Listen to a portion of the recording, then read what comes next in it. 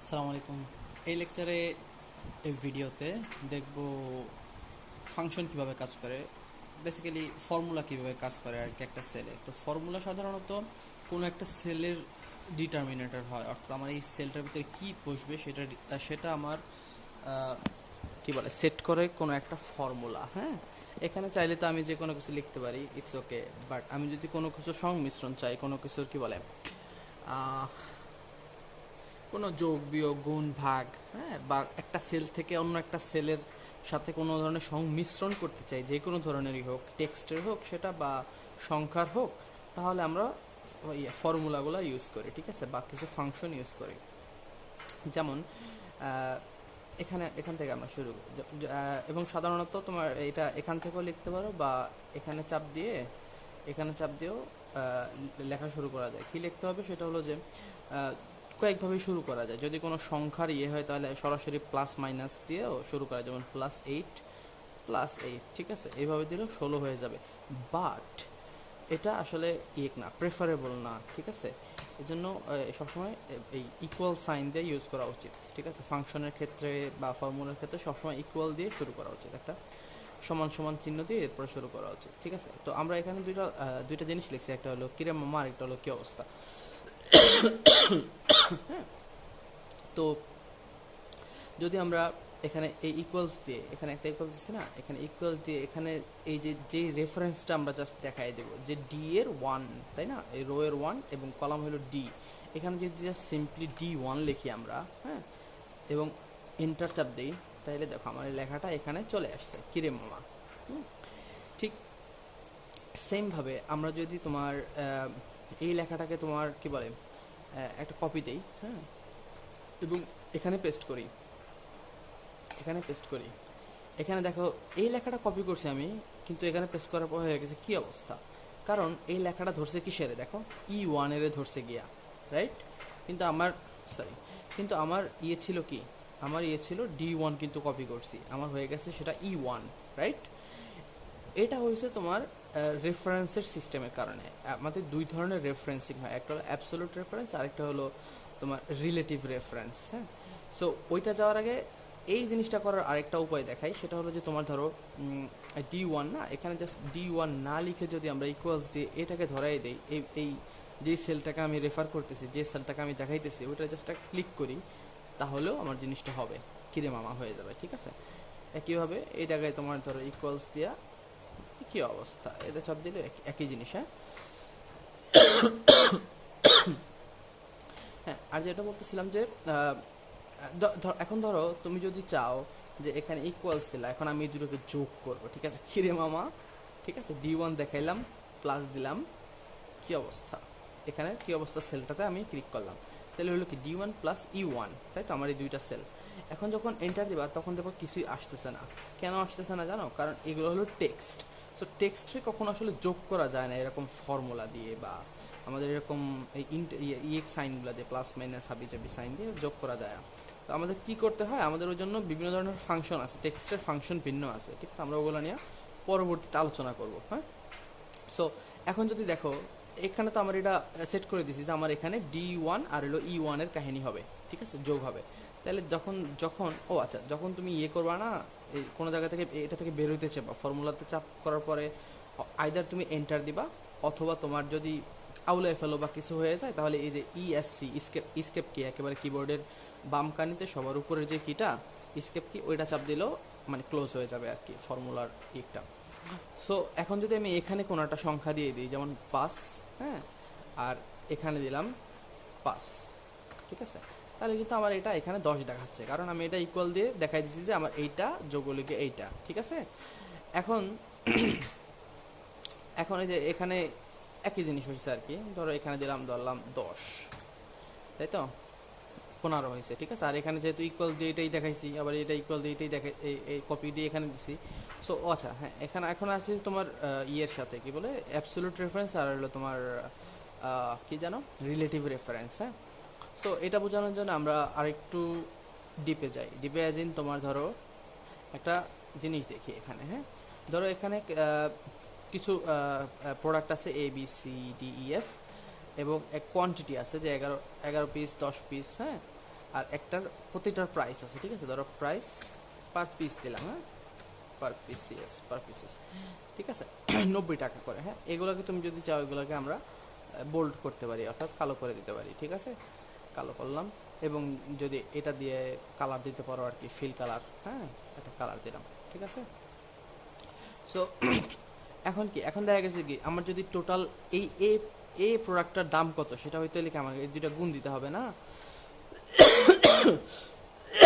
তাহলে কি, sorry sorry sorry, তাহলে কী করতে হবে, এখানে ইকুয়াল অবশ্যই, এবং কোনটা কোনটা গুণ দিতে হবে আমার, এই 11 এবং গুণের সাইন হলো স্টারের মতো এটা, হ্যাঁ, আর হলো 90, ঠিক আছে, দ্যাটস ইট। এখন যখন তুমি কি এটা আবার গুণ দিতে হবে, রাইট, এটার সাথে এটা গুণ দিতে হবে। সো ইনস্টেড অফ মানে ম্যানুয়ালি বারবার ইকুয়াল দিয়ে, হ্যাঁ, এইটা আবার গুণ, সরি, আবার গুণ হলো গিয়ে এইটা, এরকম না দিয়ে কি করতে পারো, আমরা এটা এই যে কোনো একটাকে ধরে এইভাবে জাস্ট টান দেব, হুম, এরকম টান দিলে এটার অটোমেটিকলি পাশেরটা আর কি ধরে নেবে, বুঝছো? যে দেখো এটা যখন আমি চাপ দিই তাহলে দেখাচ্ছে কি B6 গুণ C6, রাইট।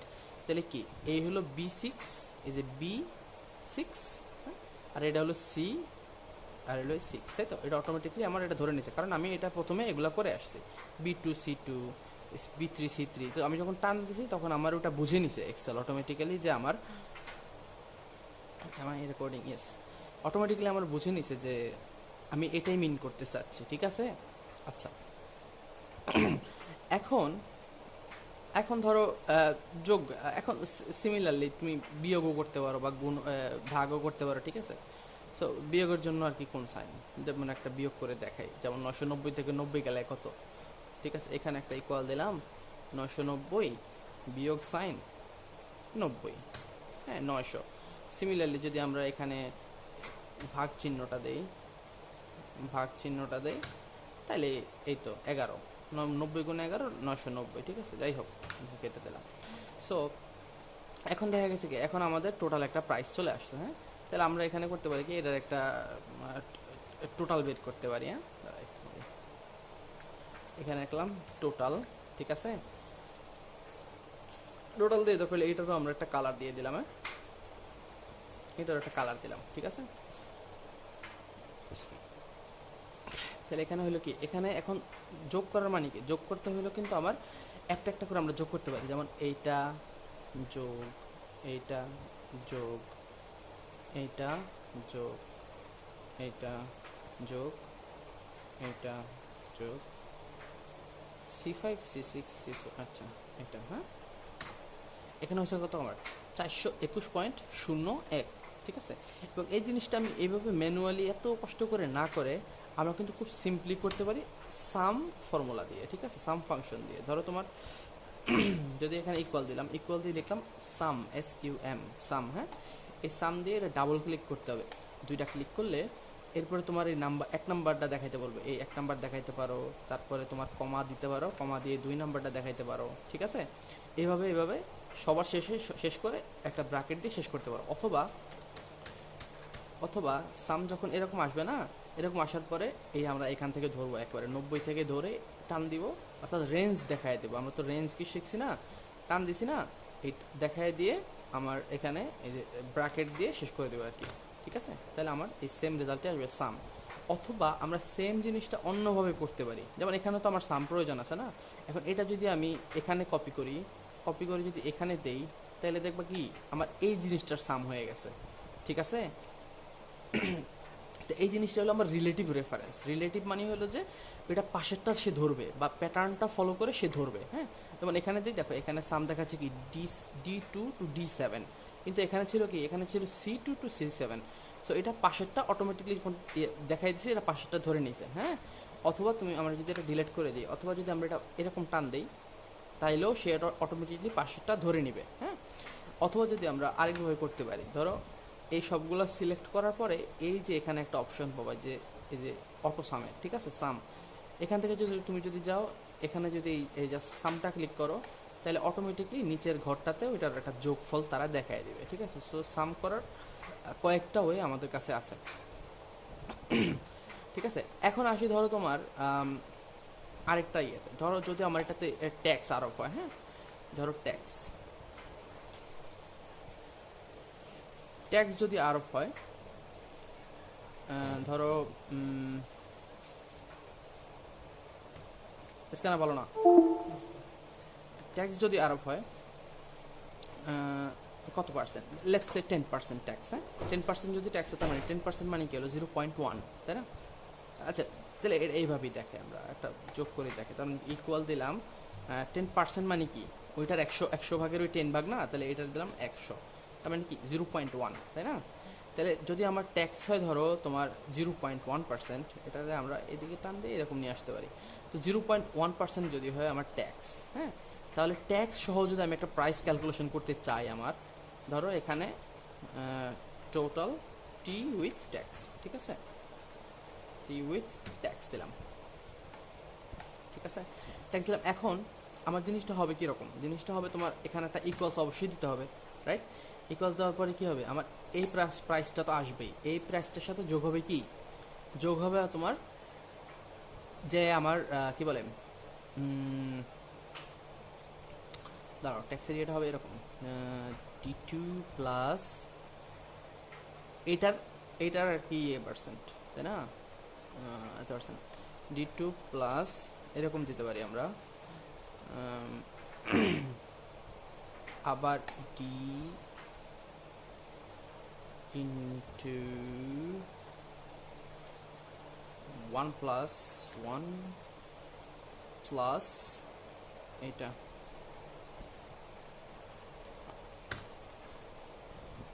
ভুল করছি, না না না, ওয়েট D2 না স্যার, এটা তো পুরোটাই হবে না, ডাম নাকি আমি, হ্যাঁ এটাই, ঠিক আছে, যদি আমি একটু ক্যালকুলেটর হিসাব করি, ওয়েট আমি অনেক ডাম, সরি, প্লাস 10%, 1089, ঠিক আছে। তার মানে কি আমার এটা হলো যে আমার ওয়ান প্লাস যেহেতু দিছি, হ্যাঁ জ্বর আসতেছে আপনার, সো ওয়ান প্লাস মানে কি আমার ট্যাক্সটা হবে এরকম না, এই যে 990, এটার সাথে বেস প্রাইসটার সাথে আমার এই যে ইয়েটা যেটা আছে, ধরো এই H2 মানে কি, H2 মানে হলো আমার যে ট্যাক্সের পার্সেন্টেজটা, তাই না? এই পার্সেন্টেজটার যোগ হবে আর কি, টোটাল করলে যা হয় আর কি, তো সেটার হিসাবটা হয়েছে এরকমভাবে, ধরো তোমার যদি এটা আলাদা করে দেখাই, ধরো এখানে একটা ইকুয়াল দিলাম, এখানে ইকুয়াল দিয়ে লিখলাম যে জাস্ট তোমার 1 প্লাস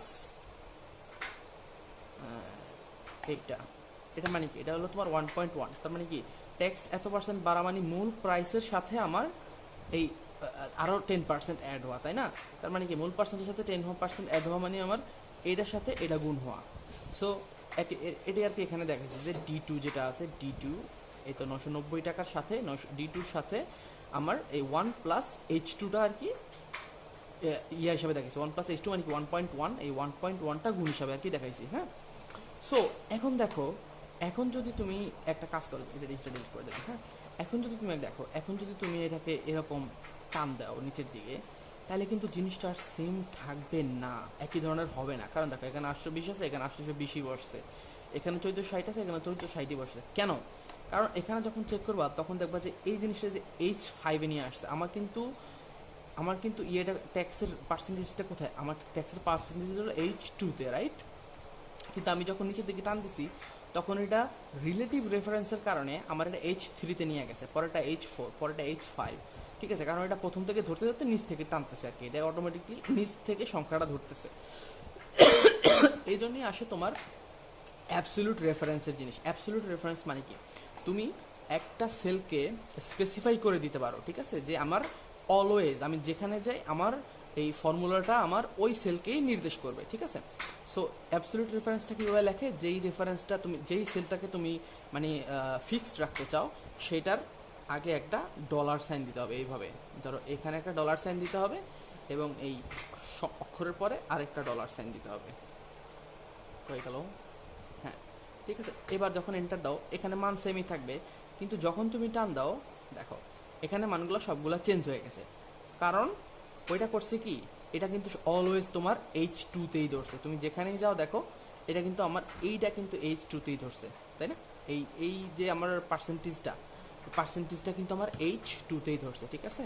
তো সিমিলারলি আমরা এখানেও একটা সাম করতে পারি, সেটা হলো তোমার এটার জন্য ইকুয়াল দেওয়ার প্রয়োজনে আমরা এখান থেকে টান দিয়ে এই জায়গা থেকে একটা সাম দিতে পারি আমরা, ঠিক আছে। 6 8 7 9 ঠিক এরকম আর কি। হ্যাঁ, এটাকে ধরো টান দিলাম, টান দিয়ে এখানে আবার করে দিলাম। আচ্ছা, এখন এখন অন্য কিছু দেখো, সেটা হলো যে অন্য কয়েকটা নর্মাল ফাংশন আর কি। ধরো এই সংখ্যাটা আছে তোমার দশমিকের পরে 3 ঘর পর্যন্ত আছে। হ্যাঁ, আমি যদি চাই যে দশমিকের পরে আমি শুধু 2 ঘর থাকুক, হ্যাঁ, তাহলে সেক্ষেত্রে আমি কি করব? সেক্ষেত্রে তোমার মনে করো এই সংখ্যাটা 2 ঘর করতে হলে এরকম করতে হবে যে ইকুয়াল দিয়ে ধরো রাউন্ড, ROUND, রাউন্ড দিয়ে ডাবল ক্লিক করতে হবে। ডাবল ক্লিক করে কোন সংখ্যাটা, এই সংখ্যাটা আমরা, ঠিক আছে, এই সংখ্যাটা একটা কমা দিয়ে বলছে কি নাম্বার অফ ডিজিট, মানে কয় ঘর পর্যন্ত আমি এটার রাউন্ড করতে চাই, আমরা দিলাম 2 ঘর। হ্যাঁ, এরপরে ব্র্যাকেট ক্লোজ করে দিব। এরপর দেখো এই জিনিসটা করছে কি, এই জিনিসটা অটোমেটিকলি এই যে পয়েন্ট পরে 5 8 লাগাই দিচ্ছে, কারণ এখানে 6 ছিল, তো এটা রাউন্ড আপ করে 5 8 করে ফেলছে। হ্যাঁ, এখানে দিলাম ধরো রাউন্ড। এখন মনে করো আমরা চাই, ধরো অন্য অন্য জিনিস চাই, অন্য জিনিস বা এই সংখ্যাটার একটা নেগেটিভ চাই, ঠিক আছে। তাহলে আমরা কি বলবো? নেগেটিভ না তো, নেগেটিভের এটা জানি কি, নেগেটিভ নেগেটিভ নেগেটিভ, আচ্ছা ভুলে গেছি, পজিটিভ হলো অ্যাবসলুট। ও, নেগেটিভের জন্য তোমরা জাস্ট এই যে একটা নেগেটিভ সাইন দিয়ে এই সংখ্যাটা আছে না, এই সংখ্যাটা দেখাইলেই হয়ে যাবে যে এটার নেগেটিভ একটা ভ্যালু দিবে আর কি। হ্যাঁ, আচ্ছা, এরপরে ধরো তোমার অন্য অন্য যদি পাইয়ের মান চাও, তাহলে জাস্ট পাই লিখে এই ডাবল ক্লিক করে এটা পূরণ করে দিলে একটা পাইয়ের ভ্যালু চলে আসবে, ঠিক আছে। ও, আরেকটা জিনিস, আমরা যে রাউন্ড করছি না, এই জিনিসটা কিন্তু আমরা এখান থেকেও ম্যানুয়ালি করতে পারি। সেটা হলো যে এই দুইটা ঘর দেখা যাচ্ছে না, এটা হলো ইনক্রিজ ডেসিমাল আর একটা হলো ডিক্রিজ ডেসিমাল। হ্যাঁ, সো আমরা যদি আরেকটা ঘর কমাইতে চাই, তাহলে এখানে আমরা একটা ঘর কমাইলে দেখো এখানে 6 হয়ে গেছে। আর যদি বাড়াইতে চাই তাহলে 5.80, আরও যদি বাড়াইতে চাই আরও বাড়াইতে পারবো, ঠিক আছে, ডাজন্ট ম্যাটার। এটা এইদিকে বাড়াইবো ধরো, ও যাই হোক 0.00 whatever। হ্যাঁ, বাড়াইতে পারবো এইভাবে বা এইভাবে বাড়াইতে কমাইতে আমরা পারবো। হ্যাঁ, এটা হলো ধরো তোমার পাই ভ্যালু। আচ্ছা, এটা হলো ধরো নেগেটিভ ভ্যালু। হ্যাঁ, নেগেটিভ ভ্যালু। এরপরে ধরো তোমার দেখা গেল যে আমি এখানে সবচেয়ে কম দামের প্রায় কোনটা, ঠিক আছে, কোন কম দাম বা এখানে টোটাল যা আছে সেটার ভিতরে আমার সবচেয়ে কম দাম কোনটা, সেটা যদি আমি বের করতে যাই, তাহলে ধরো এখানে দিতে হবে কি মিনিমাম। হ্যাঁ, মিনিমাম দিয়ে আমরা জাস্ট অ্যারেটাকে দেখাই দেবো। এখানে নাম্বার দিছে না, প্রত্যেকটা নাম্বার তুমি সিলেক্ট করতে পারো একটা একটা করে, অথবা এখানে টোটাল যে আছে না এখানে একটা ধরে টান দিয়ে এই ব্র্যাকেট ক্লোজ করে এন্টার দিলে যে আমাদের 816টা আছে, এটি হলো আমার এই জিনিসের ভিতরে সবচাইতে মিনিমাম নাম্বার। হ্যাঁ, 816, অর্থাৎ এই প্রোডাক্টটার দাম সবচাইতে কম আসছে, ঠিক আছে, এটা হলো ধরো মিনিমাম। সিমিলারলি ম্যাক্সিমামও সেম, ম্যাক্স লেখে যদি দাও, তাহলে আবার সেমভাবে ব্র্যাকেট ক্লোজ করে তাহলে কি 1460 যেটা আছে সেটা হলো এইখানে সবচাইতে বেশি টাকা খরচ হবে আর কি এই প্রোডাক্ট নিতে। আরেকটা জিনিস ওখানে আছে, সেটা হলো যে র্যান্ডম নাম্বার। হ্যাঁ, এখন দেখা গেল যে এই সবগুলো কিন্তু আসলে তোমার প্রয়োজন হবে না, ঠিক আছে। দেখা গেল যে এখন মনে হতে পারে যে ও এটার দরকারটা কি বা বাট ট্রাস্ট মি, এগুলো আসলেই লাগে। হ্যাঁ, বাট তোমার জানা থাকা উচিত যে এটা এক্সেলে তুমি এইসব জিনিস করতে পারো। সো যখন যেখানে আটকে পড়বা বা যেখানে ওই জিনিসটা কাজে লাগাইতে পারবা, ঠিক আছে, বা বুঝতে পারবা যে আমি তো এটা এইভাবে করতে পারি। সো জিনিসগুলো জানা থাকা ভালো। তোমার সব কিছু মুখস্থ থাকতে হবে এরকম না, বাট জানতে হবে যে এক্সেলে জিনিসটা করতে পারে। সো আমি এটা বের করতে হবে যে কীভাবে করে এটা, ঠিক আছে। সো আরেকটা জিনিস করা যাবে র্যান্ডম নাম্বার, ঠিক আছে। তো সেটা হলো তোমার যদি জাস্ট র্যান্ড দাও, তাহলে এটা কিন্তু 1 থেকে 0-র ভিতরে একটা র্যান্ডম একটা নাম্বার তোমাকে দিবে, 0.01 সামথিং, ঠিক আছে। এটা হলো ধরো 0 to 1 র্যান্ডম নাম্বার। হ্যাঁ, 0 to 1 র্যান্ডম। সিমিলারলি যদি তুমি স্পেসিফাই করতে চাও যে আমি এতর ভিতরে এত একটা র্যান্ডম নাম্বার চাই, হ্যাঁ, তাহলে সেক্ষেত্রে কি হবে, র্যান্ডম বিটুইন হবে। র্যান্ড লিখে এখানে দেখো র্যান্ড বিটুইন একটা অপশন আছে, ঠিক আছে, এটা ডাবল ক্লিক করলে এখন বটম নাম্বার কি, বটম নাম্বার দিলাম আমরা 0, ঠিক আছে। এরপরে বলছে কি কমা দিতে হবে, কমা দিয়ে বলছে কি টপ নাম্বার কি, টপ নাম্বার দিলাম আমরা 20, হ্যাঁ 20 দিলে সরি 20 দিয়ে ব্র্যাকেট ক্লোজ করলাম, ঠিক আছে। তাহলে এখানে আমরা তারা একটা নাম্বার দিবে যে 17, হ্যাঁ 17 দিলে মানে এটা কি 1 থেকে 20-এর ভিতরে তারা আমাকে একটা র্যান্ডম নাম্বার তারাই চুজ করে দিছে, ঠিক আছে। সো এটাতে আমার কোনো হাত নাই আর কি, র্যান্ডম এগুলো সবগুলোই আসলে কাজে লাগে। এই যে এখন আবার চেঞ্জ হয়ে গেছে, ঠিক আছে। এখন যদি আবার এন্টার দিই আবার চেঞ্জ হয়ে যাবে, দাঁড়াও এখানে যদি আবার ইয়ে দিই না তাহলে অন্য একটা নাম্বার দিবে। সো এরকম আর কি। আই থিঙ্ক সো এখানে স্পেশাল বিষয়টা বোঝা হলো যে তোমার এই অ্যাবসোলিউট রেফারেন্স আর হলো রিলেটিভ রেফারেন্সের যে বিষয়টা, হ্যাঁ।